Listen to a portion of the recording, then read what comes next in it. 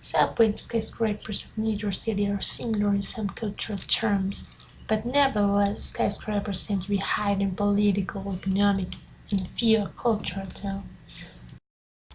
First of all, we need to understand what is political class, cultural class, and economical class.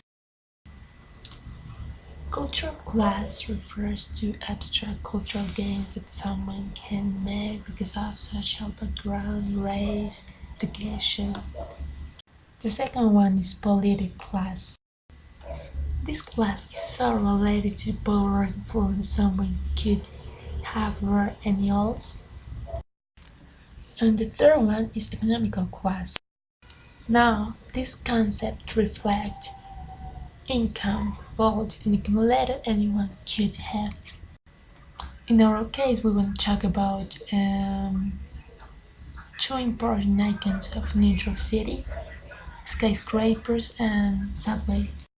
Skyscrapers are those awesome buildings over 300 meters of height, who could be habitable buildings. On the other hand, subway, the New York subway exactly, it's a rapid transit system owned by the New York City, unless to the New York City Transit Authority.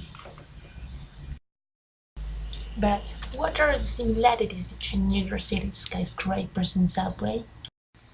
In cultural terms, as immigration and education, skyscrapers and subway of New York City are competitive, and according to political class, both have an important influence. To immigrate means to enter and settle in a country to which one is not native. In relation to skyscrapers, immigration is also seen in the big constructions. For instance, for Empire State construction, 6,000 immigrants arrived from Italy, Ireland, and Germany. In the case of subway, the immigration is highly seen in the amount of foreign who use this transit system. So, in both cases, immigration is part of the process.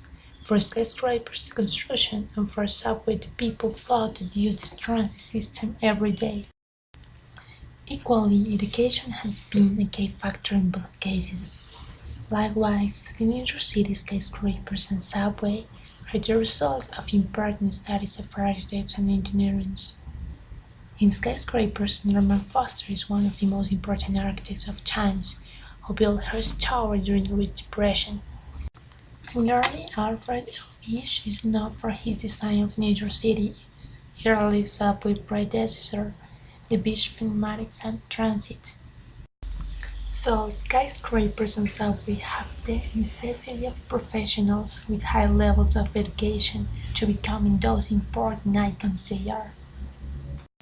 At the same time, influence of New York City skyscrapers and subway has been so important around the world that they have become references of urbanism and transit system in many cities of the world. Now, what are the differences between skyscrapers and subway in terms of class? There are three subcategories of class currently higher in skyscrapers than subway: lifestyle, power, and income. Lifestyle is one subcategory of cultural class and refers to a way of living of individuals. With attention to skyscrapers, these highest buildings have been built to create the most expensive hotels and residences in the world. For instance, 157 building is home to the most expensive residence ever sold in New York City, nicknamed the Billionaire Building.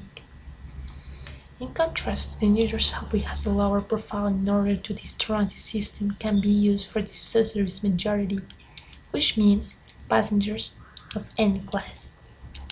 So, it's clearly there is a notable difference between the lifestyle that expresses a skyscraper and the lifestyles that subway. The skyscrapers tend to have a high lifestyle because of the comfort it offers, while subway represents a space where any way could be parked, maybe for its normality in the urban life. Second, power is the possibility of imposing one's will upon the behavior of others. It is correlated with economic, political, and social power. According to skyscrapers, the power is reflected in the capacity of big companies to build these enormous buildings. For example, Little Singer Building was built to position a sewing machine company in 1902. On the other hand, Subway could be seen as a space where little investor can obtain given possession. For instance, subway stations have spaces where many retailers and suppliers can establish small magazines and newspaper stores in areas that formerly were designed as bedrooms. So the level of power in skyscrapers is higher than subway because it's about more big scale of companies, not individuals. Third, income is a primary factor in objective measurements of class.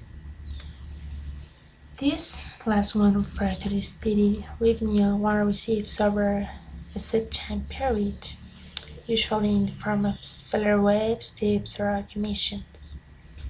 In relation to skyscrapers, income is reflected in the quantity of money someone should have to buy an apartment in the luxurious buildings.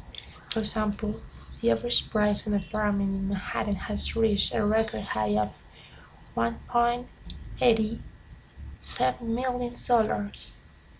In the case of subway, the income for traveling this transit system is inexpensive.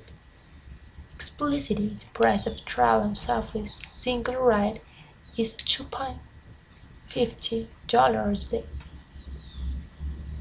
and 7 days metal car will cost $29.